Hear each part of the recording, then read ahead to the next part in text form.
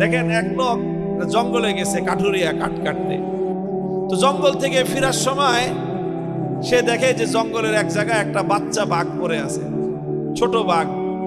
বাঘিনী হয়তো কোথাও গেছে শিকার টিকার করতে, ওই বাঘের বাচ্চাটা বাঘিনী থেকে তার মায়ের থেকে আলাদা হয়ে গেছে। এখন কাঠুরিয়া বাঘের বাচ্চা পাইছে, ছোট বাচ্চা, শখ করে এটাকে কোলে করে বাড়িতে নিয়ে আসছে। কারণ বাঘের বাচ্চা তো বাড়িতে আনছে, কিন্তু বাঘের বাচ্চাকে খাওয়াইবে কি, পালবে কেমনে? এখন চিন্তা করতেছে যে বাঘের বাচ্চাকে পালা যায় কেমনে। এটা ছোট বাচ্চা, মায়ের সাথে থাকে, মায়ের দুধ খায়। এখন হঠাৎ তার মাথায় একটা বুদ্ধি আসলো যে আমার কাছে তো এই বাঘের বাচ্চার মা নাই, কিন্তু আমার ঘরে তো ছাগলের বাচ্চার মা আছে। কি আছে?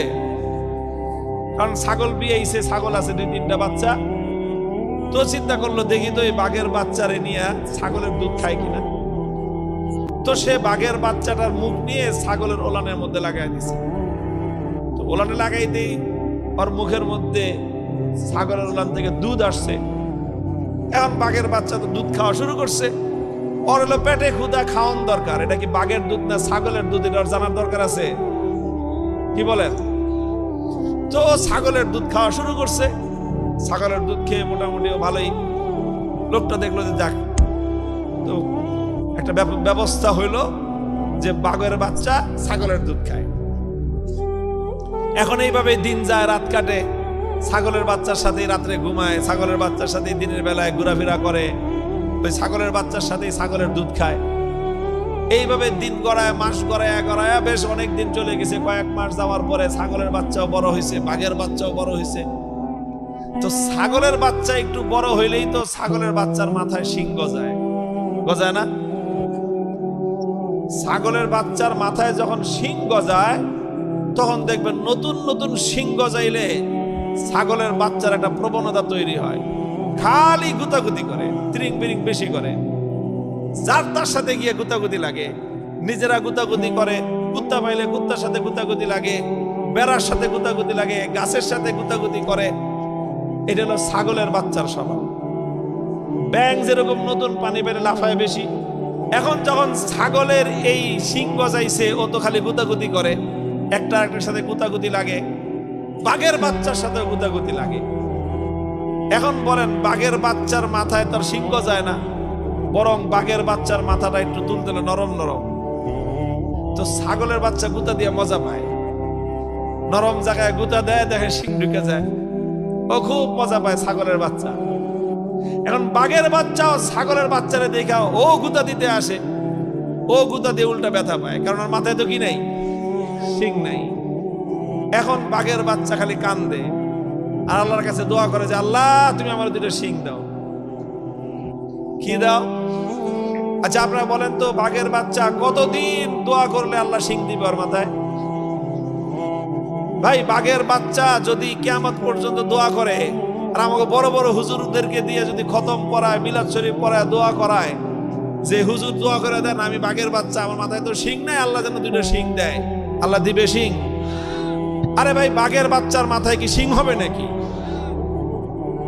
কিন্তু বাঘের বাচ্চা তো বুঝে না, ও মনে করতেছে শিংয়ের মধ্যেই সব শক্তি। ছাগলের মাথায় যেহেতু শিং আছে, এই জন্য ছাগল শক্তিশালী, আমার মাথায় যেহেতু শিং নাই, এই জন্য আমি দুর্বল, এটাও ভাবে। এইভাবেই ওর দিন কাটে খুব দুঃখে, যে মাথায় কি নাই, শিং নাই। তোর ছাগলের বাচ্চারা খুব মজায় ওরে নিয়ে, মানে ওরে নিয়ে খেলে। ওরে পাইছে একটা বোকা, যেরকম নাদুস নুদুস বড় সড় শরীর, মাথায় নাই শিং, মারে গুতার কান্দেও।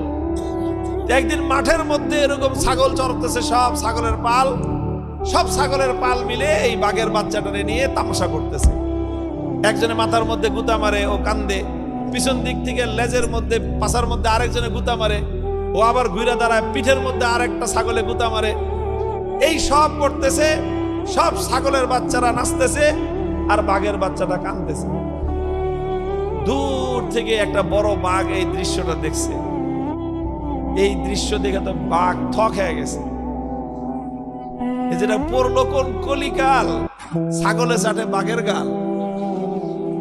হ্যাঁ, এমন দিন আসলো যে ছাগলের বাচ্চার গুতা খেয়ে বাঘে কাঁদতেছে, যে কর এটা দেখে সহ্য হয় বাঘের? তো বড় বাঘটা সামনে আসছে ঘটনাটা দেখার জন্য। এটা কিরকম কাহিনী? ছাগলের এরকম সাহস যে বাঘের বাচ্চা নিয়ে তামসা করতেছে। তো এই আস্তে আস্তে বড় বাঘটা সামনে আসছে, আইসা একটা গর্জন। বাঘটা যখন এরকম গর্জন দিছে, ছাগলের কি অবস্থা পাবে? এই বাঘের এক গর্জন শুনে সব ছাগল যে যেদিকে পারে প্রাণপণ খালি দৌড়ায় কাইলো দৌড়াইতে আছে। সমস্ত ছাগল বাঘের গর্জনে হুঙ্কারে ময়দান খালি করে সব পলাইছে।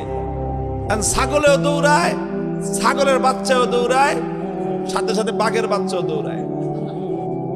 বড় বাঘটা পিছন থেকে দৌড়ায় আসছে।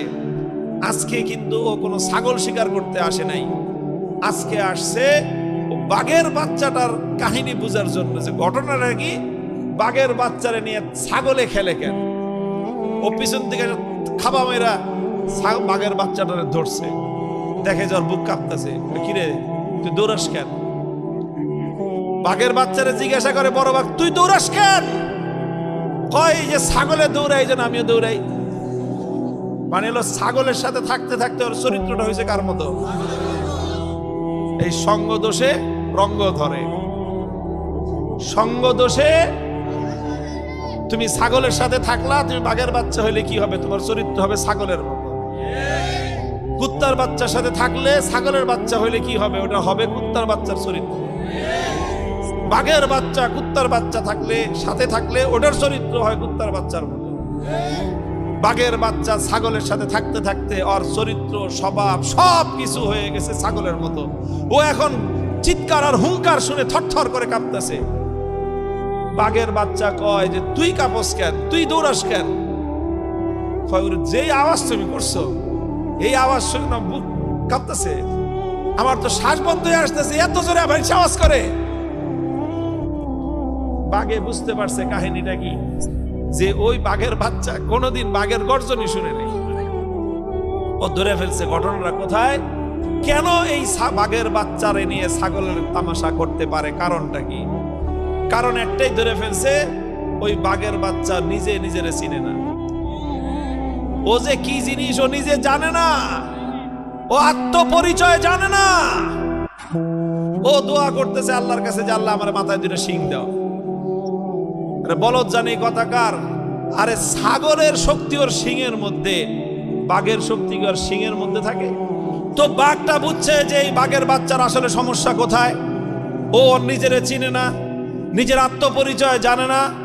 ও আল্লাহর কাছে দোয়া করতেছে, আল্লাহ তুমি আমার দুইটা শিং দাও, তাহলে আমি শিং দিয়ে ছাগলের গুতাগুতি করুম। বলদ জানি কথাকার, ও জানে না যে বাঘের শক্তি তো শিংয়ের মধ্যে না, বাঘের শক্তি অন্য কোথাও। সব শক্তি ওর মধ্যে আছে, কিন্তু শক্তি ব্যবহার করার কৌশল ওর জানা নাই। এই জন্য আর কিছু করতে হবে না, ওরে ভিন্ন কোনো ট্রেনিং দেওয়ার দরকার নাই। একটা জিনিস শুধু ওর প্রয়োজন, সেটা হলো ওর আত্মপরিচয় ওকে জানা দেওয়া দরকার। ওরে ধরে নিয়ে গেছে একটা পুকুরের ঘাটলায়। পুকুরের ঘাটলায় নিয়ে যায় বড় ভাই কয়, যা পুকুরের থেকে পানি খেয়ে আয়। এখন তো পুকুরের পানিতে নামে না, থাকছে সারা জীবন কি এর সাথে? ওর চরিত্র হচ্ছে ছাগলের মতো। ছাগল তো সহজে পুকুরে ঘাটলায় নামে না, গলায় রশি বাইন্দা টানবে, ওর গলা ছিঁড়ে যাবো গিয়া, কিন্তু ছাগল নামে না পুকুরের পানিতে।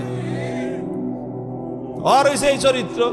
কিন্তু বাঘের আজকে পেদানি খেয়ে নামছে কোন রকম ভয়ে ভয়ে, পুকুরের ঘাটলায় পানি খাইতে নামছে। পুকুরের ঘাটলায় যখনই পানি খাইতে নামছে, পুকুরের পানির মধ্যে মুখ দিছে, দেখেই তো আটকে উঠছে, ভয় পেয়ে গেছে। ভয়ঙ্কর একটা প্রাণী দেখা যায় পানির মধ্যে। পরে ভালো করে দেখে যে ও মুখটা কাছে নিলে পানির মুখটা কাছে আসে, ও দূরে নিলে পানির মুখটা দূরে চলে যায়। পরে অনেকক্ষণ ছেড়ে, আরে এটা আমারই চেহারা, এটা আমার চেহারার মতো দেখা যায়। ভালো করে তাকে দেখে, ওরে বাপরে বাপ, আমি তো ভয়ঙ্কর জিনিস। ও নিজেকে পুকুরের স্বচ্ছ টলটলে পানির মধ্যে নিজের চেহারা দেখার পরে ওর ভাবসাব বদলে গেছে। পানি পুনি খায় এখন যখন বুক ফুলে আইতেছে, ডরায় না। বড় বাঘটা বুঝতে পারছে যে কাম হয়ে গেছে।